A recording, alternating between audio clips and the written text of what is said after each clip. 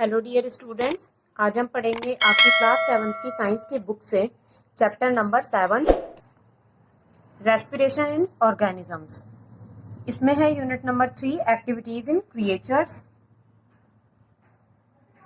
Respiration in organism ये क्या है कि ऑर्गेनिज्म किस तरीके से जो है रेस्पिरेशन की जो फंक्शन है वो जो है उसको करते हैं अपनी बॉडी के अंदर।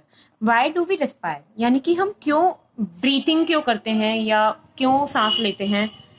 All machines need energy to run. All automobiles need petrol और diesel to run. Petrol and diesel are burned in the engine using oxygen present in the air. We need heat energy for heating and cooling. This energy is obtained by burning coal, LPG, etc. using oxygen of the air. Our body also needs energy for its various activities. This energy is produced in our body from the food we take.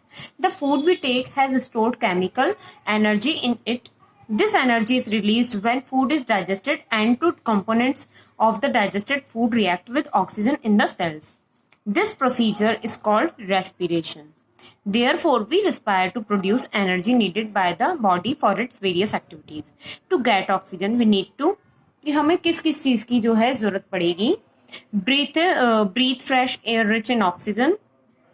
Transport the inhaled oxygen from respiratory organs to every cell in the body. अब आते हैं हम respiration पर, श्वसन पर। All living organisms need oxygen to produce energy from the body from the food they eat.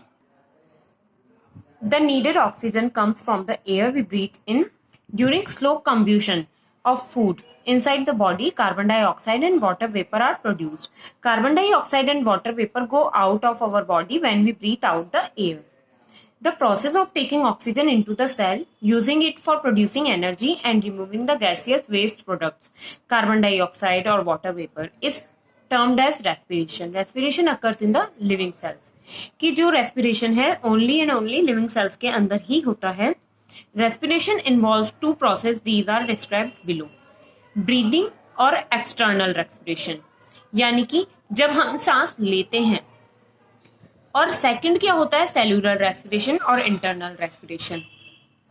उसके अंदर क्या होगा कि जितने भी ऑक्सीजन हमारे जो बॉडी के अंदर हमने ब्रीथिंग से ली है, तो वो जो ऑक्सीजन है वो ब्लड के साथ में घुल करके कैसे हमारे बॉडी पार्ट्स के अंदर जाएगी और कैसे हमें एक्टिव करेगी किसी भी काम को करने के लिए या हमें सांस लेने के लिए. तो हम फर्स्ट पढ़ते हैं ब्रीथिंग और external respiration. The process of inhaling fresh air and exhaling the used air is called breathing of और external respiration. During breathing oxygen is taken in and carbon dioxide and water vapor are thrown out of the body through respirator organs. यानी कि जो breathing जब होती है तो oxygen जो है उसको हम इनटेक करते हैं, ऑक्सीजन का इनटेक करते हैं और CO2 को हम बाहर एयर में जो है रिलीज कर देते हैं. सेल्यूलर रेस्पिरेशन और internal respiration. Cellular respiration takes place inside the cells. In this process, glucose obtained during the digestion of food is oxidized by the inhaled oxygen to carbon dioxide and water, and energy is released. Nutrients from the food, यानी कि जो in the cell as glucose, यानी कि जो glucose होगा sales के अंदर उसको हम फूड से जब हम लेते हैं तब वो हमारे सेल्यूलर रेस्पिरेशन में काम आता है, प्लस ऑक्सीजन जो कि हमने ब्रीथिंग से लिया है. तो उसके बाद में एक्सक्रीट क्या क्या होगा, carbon dioxide, water and energy, ये होंगे. तो यहाँ हम इसको केमिकल फॉर्मूले में देखते हैं. C6H12O6 ये आपका ग्लूकोज का फॉर्मूला है. O2 ऑक्सीजन गैस है, तो इससे क्या मिलेगा 6CO2 यानी कि carbon dioxide plus 6H2O plus energy. अब आता है types of respiration. There are two types of cellular respiration, aerobic and anaerobic. First हम देखेंगे aerobic respiration. Respiration in the presence of oxygen, तभी वो होगा presence aerobic respiration. During aerobic respiration glucose is oxidised to carbon dioxide and water. Glucose plus oxygen, तो हमें products क्या हैं वो मिलेंगे, carbon dioxide, water and energy. In anaerobic respiration यानी कि जिसमें हमें ऑक्सीजन की जरूरत नहीं पड़ती है, respiration that takes place in the absence of air, यानी कि ऑक्सीजन जो है वो एब्सेंट होगी, इज कॉल्ड एनारोबिक रेस्पिरेशन और fermentation. During anaerobic respiration, glucose is converted into ethyl alcohol and carbon dioxide. Glucose, absence of air or oxygen, ethyl alcohol C2H5OH plus carbon dioxide plus energy.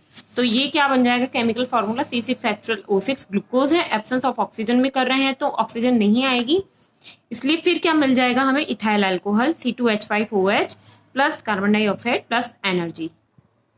Yeast, some bacteria and parasitic platforms show anaerobic respiration. Aerobic respiration produces more energy than anaerobic respiration. In the case of animals and humans, anaerobic respiration takes place in muscles during physical activities such as running, exercising, etc. But only for a short time when there is a temporary deficiency of oxygen. During such anaerobic respiration, glucose is converted to lactic acid and energy is given out. Glucose in muscles, absence of oxygen, तो क्या मिलेगा, lactic acid plus energy.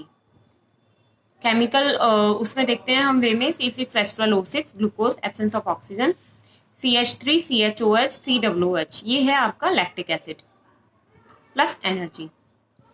Accumulation of lactic acid in muscles causes cramps in muscles.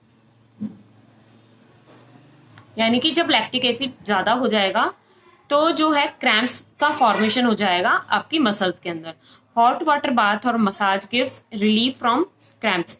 यानी कि जो हम हिंदी में यूं कहें कि कुछ हमारे जो घर में वृद्धजन होते हैं तो वो ये कहते हैं कि हमारे यहाँ पर कुछ स्वेलिंग सी हो रही है या कुछ मोटापन हो रहा है मसल्स के अंदर, पेशियों के अंदर, तो वो होते हैं cramps. This is because hot water bath और मसाज improves blood circulation, यानी कि ब्लड की क्लॉटिंग हो जाती है उस जगह. As a result supply of oxygen to the muscles improves. This increased oxygen supply causes the breakdown of lactic acid into carbon dioxide and water. Differences between aerobic and anaerobic respiration. A few points of difference between aerobic and anaerobic respiration are given below. Aerobic and anaerobic, इनमें हम difference देखेंगे. First है occurs in the presence of oxygen or air, occurs in the absence of oxygen or air. Glucose gets completely oxidized to carbon dioxide and water. Glucose is oxidized to ethyl alcohol and carbon dioxide or lactic acid in muscles. Occurs in most plants and animals, occurs in yeast, bacteria and parasitic worms. More energy is produced and energy released is lesser than that produced during aerobic respiration. Breathing. Breathing is a process during which air rich in oxygen is taken in and air rich is in carbon dioxide and water vapor is given out. The taking in of the air rich in oxygen is called inhalation and the giving out of air rich in carbon dioxide is called exhalation. Breathing is a continuous process and occurs throughout the life of all organisms.